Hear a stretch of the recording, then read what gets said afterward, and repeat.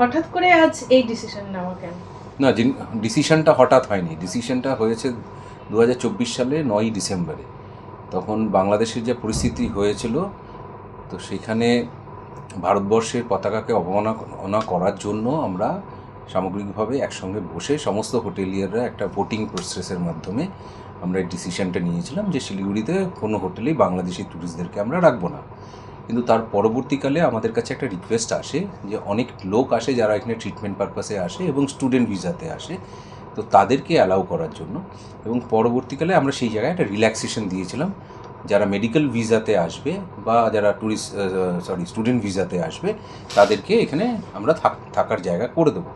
কিন্তু বেশ কিছুদিন আগে সাম্প্রতিককালে দেখা গেল যে গভর্নমেন্ট অফ ইন্ডিয়া একটা ডিসিশন নিয়েছে, যে এখানে সে বলেছে যে বাংলাদেশে কোনো ভিসা সেন্টারগুলো যতগুলোই আছে সেগুলো বন্ধ করে দেওয়া হচ্ছে।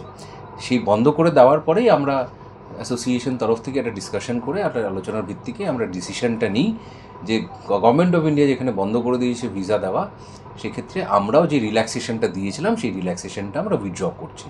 তো মানে সেই জন্যই আমরা আজকে জানান দিচ্ছি সবাইকে যে শিলিগুড়ির কোনো হোটেলে কোনো ধরনের ভিসা নিয়ে যদি কেউ আসে তাহলে আমরা তাদেরকে রুম অ্যালাউ করছি না। আর যারা অলরেডি রয়েছে বিভিন্ন হোটেলে তাদেরকে আমরা বলছি, দেখুন আমরা অমানবিক না, আমরা মানবিক জায়গা থেকেই আমরা রিল্যাক্সেশনটা দিয়েছিলাম। কিন্তু কিছু কিছু হোটেলে যারা রয়েছে তারা অন ট্রানজিট রয়েছে, তাদেরকে রিকোয়েস্ট করা হচ্ছে যদি কেউ ক্রিটিক্যাল পেশেন্ট যদি কেউ থেকে থাকে তাদেরকে আমরা অমানবিকভাবে ফেলে রাস্তায় বার করে দিচ্ছি না। তাদেরকে বলছি যে আপনাদের হয়ে গেলে আপনারা এখানে আর বিন্দুমাত্র দেরি করবেন না, আপনারা দেশে ফিরে যাবেন। তবে অধিকাংশ জায়গায় যেটা দেখা যাচ্ছে যে এখানে শিলিগুড়িতে ট্রিটমেন্টের পারপাসে যারা রয়েছে তারা অন ট্রানজিট রয়েছে, মানে ধরুন কারো সাউথ ইন্ডিয়াতে ট্রিটমেন্টের জন্য তাকে যেতে হয়েছে, তো সেই ক্ষেত্রে শিলিগুড়িতে তাকে এক রাত্রি থাকতে হচ্ছে। তো সেটা আমরা মানবিক কারণে আমরা অ্যালাউ করছি, এমন না যে আমরা ঘাড় ধাক্কা দিয়ে তাদেরকে বলে দেবো রাস্তায় দাঁড়িয়ে থাকুন, সেরকম কোনো বিষয় নেই। কিন্তু আমরা ফার্দার যদি কেউ ভিসা নিয়ে আসছে, ফ্রেশ আসছে বা ফ্রেশ আসার তো জায়গা নেই, কিন্তু তাও আসার জায়গা নেই বলাটাও ভুল, যারা আগে ভিসা পেয়েছে তারাও যদি আসে তাহলে তাদেরকেও আমরা অ্যালাউ করছি না। মোট 180টার ওপর আমাদের হোটেলিয়াররা রয়েছে। একেবারে সিদ্ধান্ত একদম আমরা নিচ্ছি না।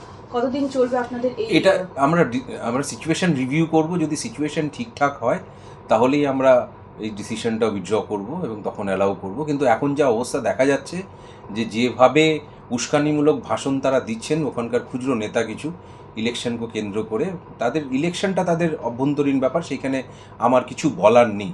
কিন্তু সেই ইলেকশনটাকে বৈতরণী পার করার জন্য শিলিগুড়ি করিডোরকে অশান্ত করে দেবে, আমি শিলিগুড়ির একজন নাগরিক হিসাবে আমি বলছি, তীব্র প্রতিবাদ জানাচ্ছি। এবং আপনাদের মাধ্যমে যারা নাকি বাংলাদেশে প্রশাসন চালাচ্ছে বা সরকার চালাচ্ছে তাদের কাছে ওই মেসেজটা পৌঁছানো উচিত যে এ ধরনের ভাষণবাজি যাতে বন্ধ করা হয় ইমিডিয়েটলি, যে শিলিগুড়িকে অশান্ত করে দেবো, শিলিগুড়ি করিডোরকে অশান্ত করে দেবো এবং 7 সিস্টার্সকে নিয়ে আমরা নিজেদের দেশে জুড়ে দেবো বা পশ্চিমবঙ্গকে অশান্ত করব, এ ধরনের কোনো উস্কানিমূলক কথা আমরা মানছি না, মানব না, চোখ রাঙানো তো সহ্যই করব না এবং তার একটা তীব্র প্রতিবাদ জানাচ্ছি। উজ্জ্বল ঘোষ, যুগ্ম সম্পাদক, গ্রেটার শিলিগুড়ি হোটেলিয়ার ওয়েলফেয়ার অ্যাসোসিয়েশন।